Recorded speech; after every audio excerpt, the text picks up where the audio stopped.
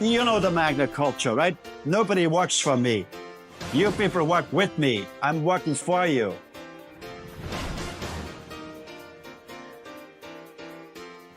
The history of mankind has always been dominated by the golden rule. Here's the gold makes the rule. But I don't want to be dominated by anyone. If I feel that strong, I should not be able to dominate somebody either.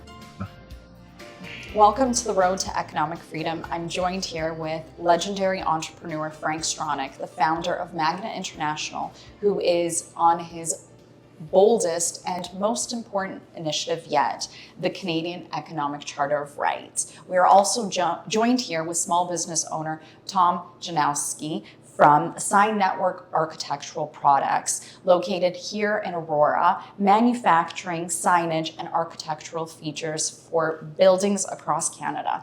Thank you, Tom, for joining us today. Thank you. Could you tell us a little bit about your business and the challenges that you face as a small business owner?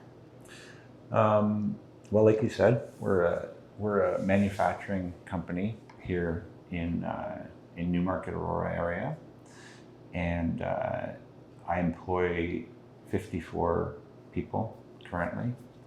We're in the advantage that we dominate our industry. So it's the industry challenges are less for me than I have when it comes to things like government challenges.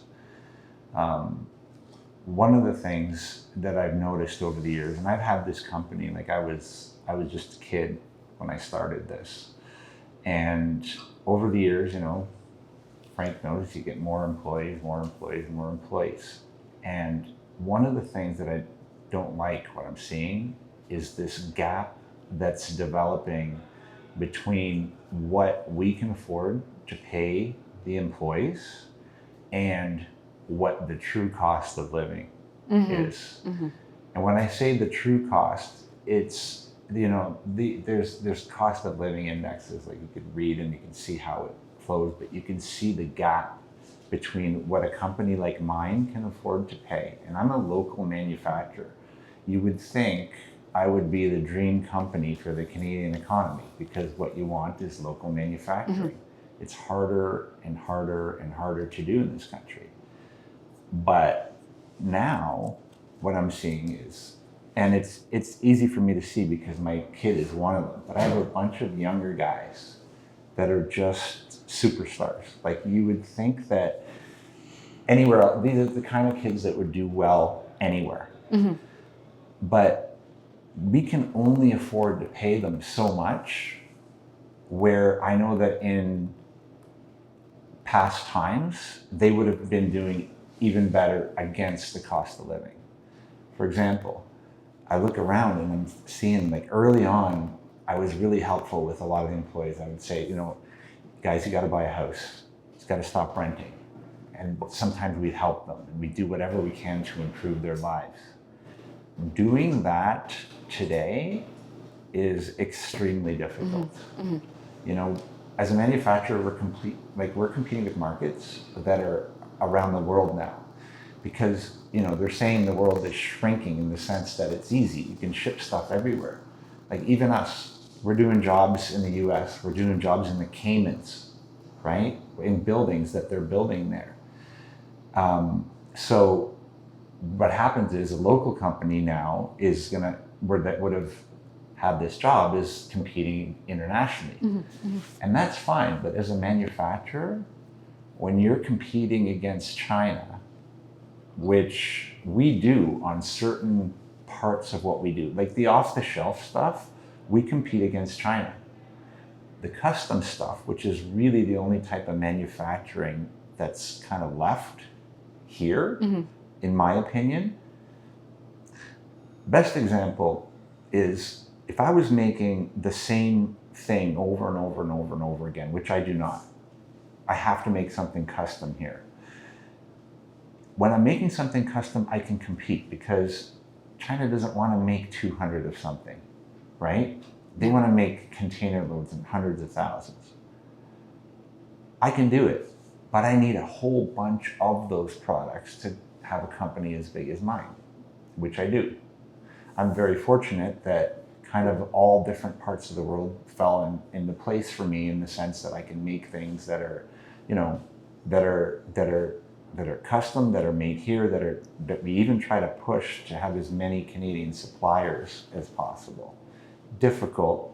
That's a challenge as well, being able Big to challenge. work with Canadian Yeah. suppliers. Big The cost challenge. is a lot higher then as well. The cost is, as an example, even like sheet grade substrates, like acrylics and whatnot, I can buy the Canadian American made version for, it's almost 75% more Wow. than getting it from Mexico. Yeah. And then I can turn around and do the exact same thing and buy it for 40 cents on the dollar from China. As long as I buy quantity. Mm-hmm. But we do buy quantity. So why wouldn't we? So the pressures that are there, I've always been one that kind of resists. I grew up in a household where my dad was born in Poland, raised in Germany, came here very young. And I say he's the most Canadian guy I know because he's the kind of man that looks at which car is being manufactured in Canada before he goes to the dealership to buy it. You should bring your dad for lunch once. I will. We can talk. I will. You know, he sounds like a true Canadian. Oh yeah, this is what I'm saying. It's commendable, but a lot of people See- can't afford to make those See, decisions. first Right. of all, it's great, Tom, that when I called you Yeah. because we think small business has always been the backbone of a country, Right. or especially Canada, right? And I see a severe recession coming up, and so I think we have to talk about it and see how much can we prevent it, or can we lower the recession, right? Yeah. And so I want to interface with small business, and basically I want to say to small business, if you band together, you have a great force, Right. and political force. And I'm always using again Winston Churchill as an example. Winston Churchill, I consider Winston Churchill one of the great politicians, and one of, I would call him a statesman, but Winston Churchill in his later years said, Parliament doesn't work for the simple reason there's only politicians in Parliament. And he says the mandate of a politician is to be elected or re-elected. That means the whole country is managed via political reasons rather than socioeconomic reasons. Right. And Winston also said, look, the way Parliament could work, he says, we need a chamber of citizens to balance out the politicians. Right. But that's very cumbersome, right? Yeah.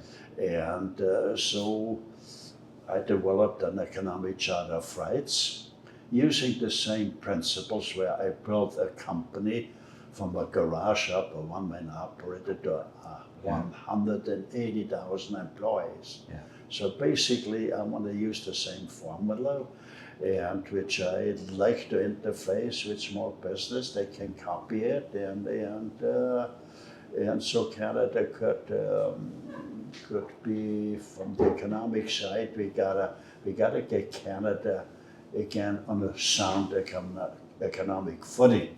Yeah. Because all the signs are there that there are major problems coming up, right? Let me see, one of the big signs here is 50 years ago, when the first computers came on the market, the slogan was, if you got one of those computers, you could eliminate a total office floor of a high-rise office building. Right.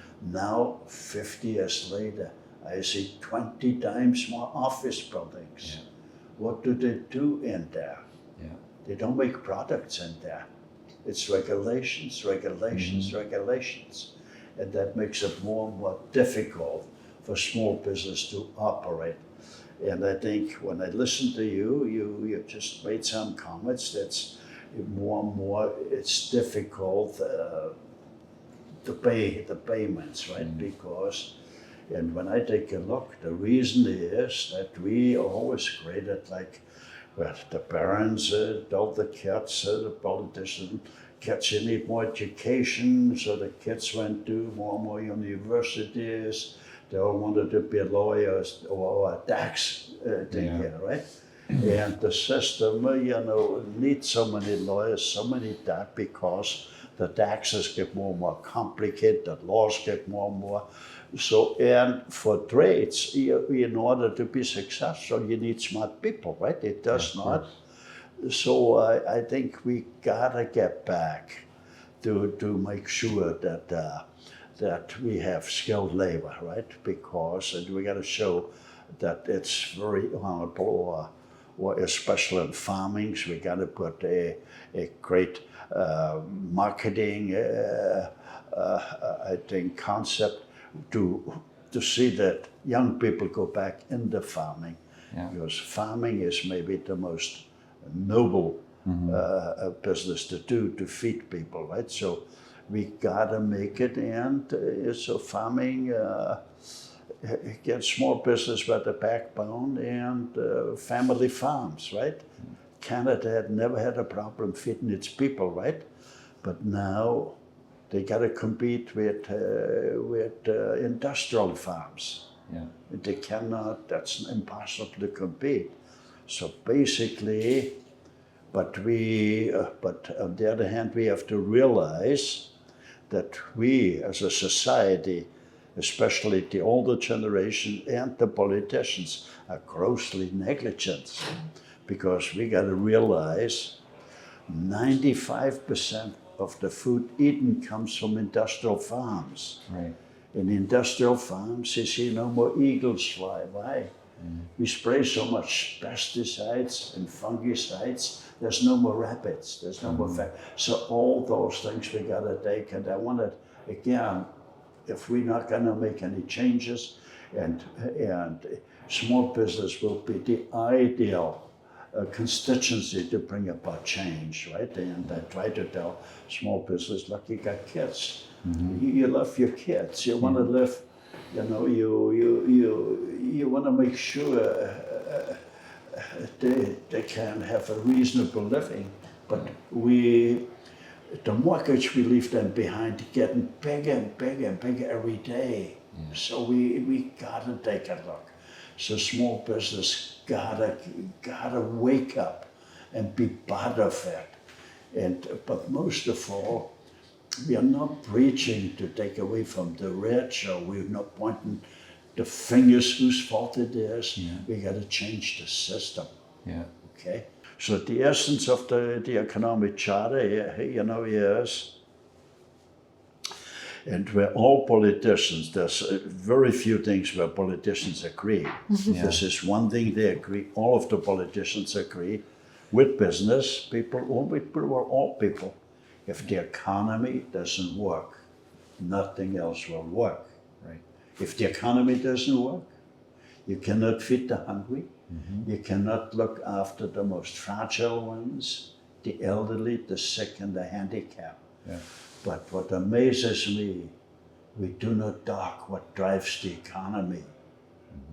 The economy is driven by three forces: smart managers, hardworking employees, and investors. The message I want to get across, loud and clear, is without workers we can't make a profit. So I'm saying workers have a moral right to get some of the profits. But so that's why, Magna grew, like I grew Magna from a small garage shop to one-man operator to 180,000 employees. When I put in the Magna the profit sharing program, about in the early 80s, our profits went up 40% the first year, 100% the second year, and 200% the third year. So when you let employees participate in profit sharing in a tangible way, you release an energy of untold proportions. And I think it's so important that we give workers a chance to participate, making the economic pie. Everybody will get a bigger slice. Yeah. So again, I want to really make a wake-up call to small business. The future of Canada is in your hands because there's about 1 million businesses with their families, a huge voting bloc. And I think the economic charter, I think if you have any questions, I think I'd like to interface more if they have questions, that it's clearly understood. Huh? I left it just with 7 principles. And the principles have very little to do with politics, the economic principle, because I'm saying the most important thing is how can we get Canada back on a solid economic foundation. Do you find you expend a lot of your energy and time fighting with the tax system that we have in place? Oh, it's to try to find loopholes to be able to put your profits back into your business, allow your business to grow, and yeah, the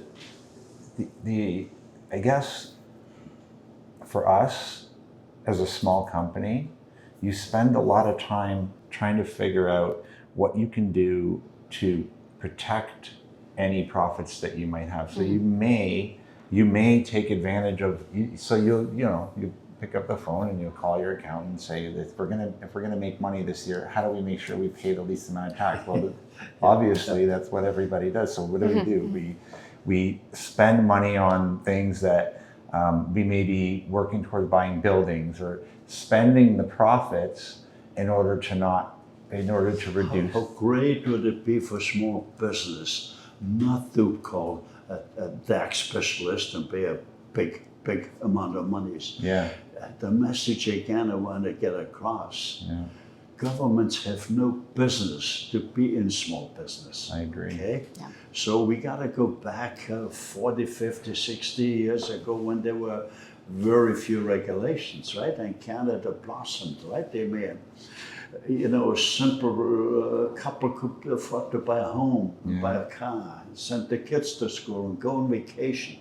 Our profits eroded enormously. So we gotta just, it is because of all the rules and regulations.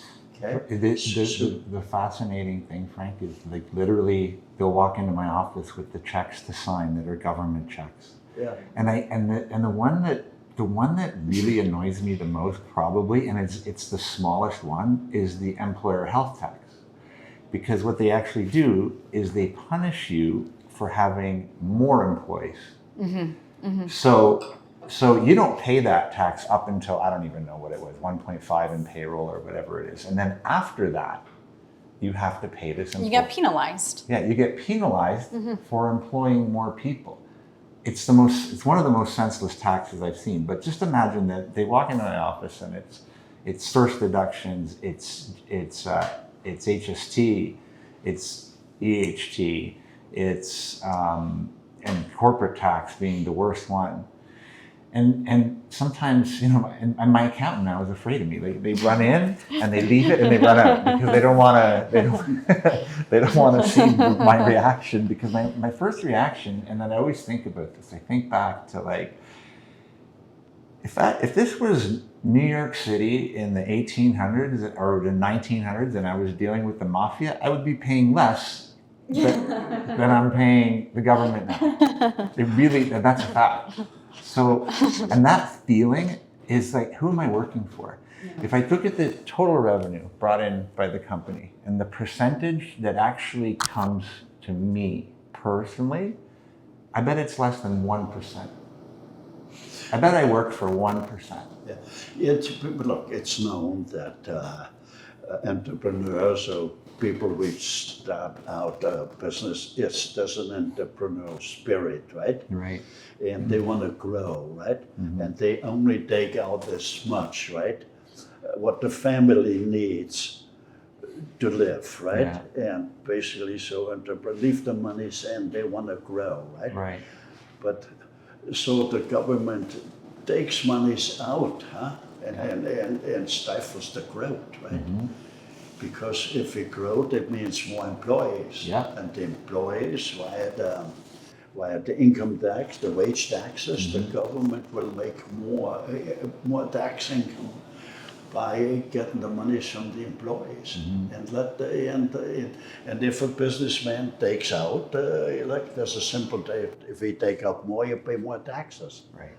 But as a rule, when you build a small business, you leave everything in, and sometimes you sacrifice the family a little, right? Yeah. So it's would be much better off, right? Yeah. So basically, I'm saying if you, the small business people, band together, you could eliminate the red tape, and most of all, you shouldn't be paying a business tax. It doesn't make sense. No, okay? because it makes more common sense, to hire more employees, and the employees pay a wage tax, and you leave the business in. Yeah. And grow and hire more employees. So that's the message we got to get across. Yeah. And this way, I think small business thing could maybe unite, because that would be a pretty big thing here, not to comply with any tax ruling, right? Okay. Now, if you're lucky, if you as a small businessman take somebody to a hamburger joint, you gotta write out forms that but if very large business, if they take, the large business have a lot more leeway, right? Because they hire more, call it tax specialists, and so we gotta get the tax system's gotta be black and white, Do you see a challenge in finding skilled trade workers? Do you interface with a lot of skilled trade workers in your business? There was a time where we did, but now my business is, because of the industry that I'm tied into, right? The new construction industry in Toronto. It's a big industry, and it has a huge lag, right? So what we do in those buildings, we are the last ones in, basically, almost last, near the end. So in the way that it's delayed in the economy, I'll give you an example. We're talking about skilled trades workers. I know we have clients that are developers that might also happen to have, these guys all get their start somewhere. So they might have started as a drywaller. And they may have, 1,200 employees. But today, maybe only 800 of them are working because of what's happening in the economy. But they, in the industry, it goes step by step by step by step. It's the same thing as in the automotive industry. It's the parts of it until the final product goes off the line, right? Same thing. But I'm at the end. I'm the last guy.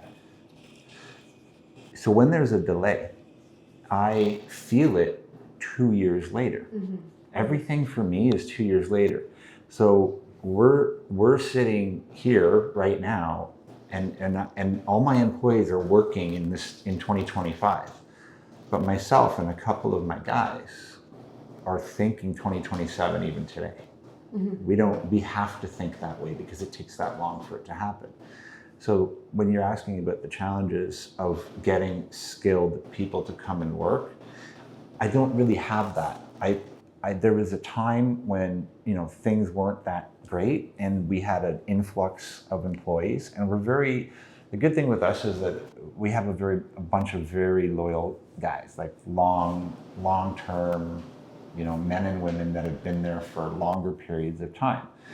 We try to create a positive environment as much as we can.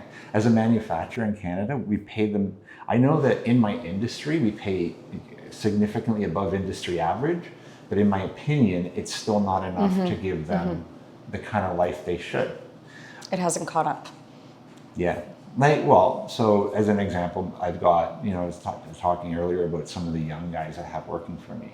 And I'm looking at every one of them, and I'm thinking to myself, I owned a house by the time I was that age. I was able to walk into, right up the street, right here in Bayview, Mulak, I walked into the Green Park development trailer and literally took the cash out of my pocket for my first house. There's not There's not a chance. There's not a kid walking around right now with $140,000 in his pocket cash to put down. I put down $5,000. That's not the way that it works anymore. That's what I'm saying, right? We gotta think. What's the reason why the living standards gone down that low, right? Yeah. First of all, government hires too many bureaucracy. That means there's more money taken out that way, and government print monies, right? Yeah. So the working class is left behind, right? And when you really think, I mean, everybody dreams to be economically free. The reason why people get up in the morning is they want to make a better life for themselves and their families. That's right. Okay? And so when we go back and look 40, 50, 60 years, an ordinary couple, as you said before, they could afford to buy a home, but not anymore, right?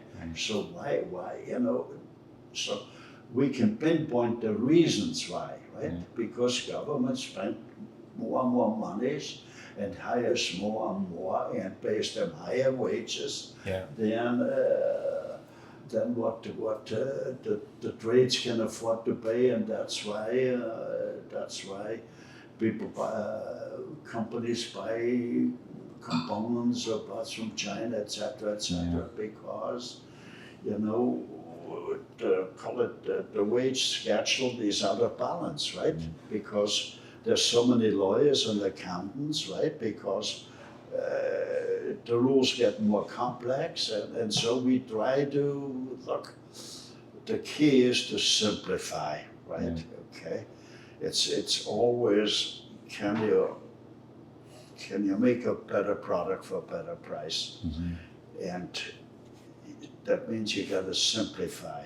It won't work to make it more complicated, right? So we start, everything is too complicated. The rules, everything is too complicated. So I think I'd like to interface with if you know of people, small businesses, because it should be a grassroots, right? We should transmit that message. Like, if small business doesn't have to pay a business tax. Imagine where the country would be. Imagine that, like now, every small is afraid, like when the tax inspector comes, that's where, so there's no need. Government would have no business to be in small business, right? And small business that should be the slogan, let's band together, right? And we And the government has no business in small business. Yes, no business is small business, right? So if they band together, they could, if small business does well, the whole country will do well. Of course. Because small business would employ most of the people, right? And small business, if they don't pay business tax, they could afford higher wages. Okay? So I think we gotta talk with more small business, and we gotta get a wake up call to because it's a great country, and again we're not really accusing, right? We just say that system has to be changed, right? Where governments cannot print monies just like crazy, and governments must get out of small business. Let them thrive, let them operate. And if small business bands together, they could get that, because they would say, look, that's part of the economic charter. The economic charter's got nothing to do with politics. It's purely how to get the economy going. And the economy, if the economy doesn't work, all politicians agree, all business agree, it's the economy, the economy, the economy. So let's give small business the freedom to run the economy and make products. Thank you, Frank. Thank you, as always, for your insights. If you're interested in joining the Canadian Economic Charter of Rights and Responsibilities, please sign up at economiccharter.ca. Tom, thank you so much for joining us. Your information is linked below. Tom Jjanowski. Yep. Sign Network. You should be able to pronounce that. Well, yes. Janowski and Janowski. I butchered that right there. From Sign Network Architectural Products here in Newmarket. Thank you so much for joining us. Thank you.